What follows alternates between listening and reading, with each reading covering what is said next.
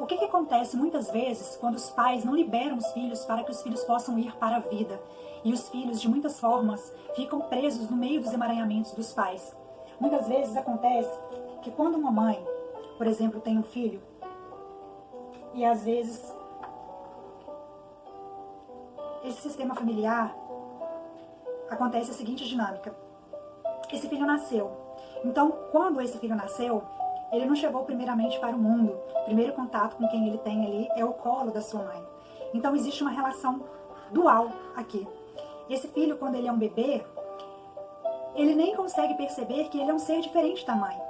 Até ele crescer mais um pouquinho, e aí ele começa a reconhecer o seu pai. Então, o seu pai é o primeiro diferente que ele consegue visualizar depois de sair dessa relação dual com esta mãe. Então, quando este filho nasce numa família saudável, e ele cresce mais um pouquinho, essa mãe permite que esse filho vá para este pai. Então, aqui ele começa a perceber que existe diferente. Quando ele cresce um pouquinho mais, é quando ele começa a criar a identidade dele. E percebendo que os pais são diferentes, ele começa a entender: eu não preciso ser igual ao meu pai, e não preciso ser igual à minha mãe. Eu posso ser diferente dos meus pais, que eles vão me amar do mesmo jeito. Então ele também começa a perceber que ali existe a relação entre um homem e uma mulher.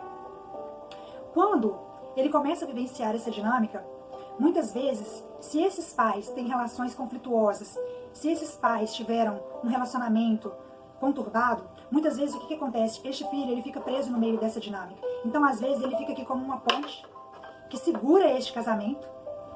E quando ele não fica como uma ponte que segura este casamento, muitas vezes ele fica preso aqui no campo da mãe, porque ele toma partido em relação às dores dessa mãe. E ele não consegue sair de perto dela, porque ele acha que essa mãe sofre muito, porque esse pai, ele não é um bom pai, porque ele faz essa mãe sofrer, ou porque essa mãe reclama muito com este filho, e este filho acaba tomando partido em relação a essa mãe.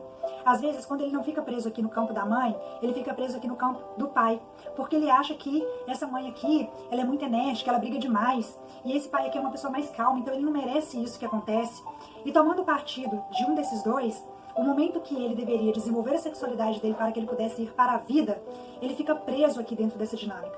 Então, às vezes, costuma acontecer duas dinâmicas com este filho.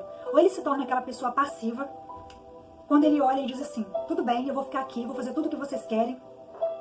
Então, ele vai se abdicar da vida dele e vai ficar ali para poder suprir as necessidades do pai e da mãe. Esse filho, ele não consegue ir para a vida, ele não tem progresso no trabalho, ele não consegue construir uma carreira, ele não consegue se dar bem nos relacionamentos, ele não consegue ir para um casamento e construir a própria família dele. Por quê? Porque é aquele que fica ali, vivenciando a dinâmica dos seus pais e fica ali para suprir uma necessidade que esses pais têm.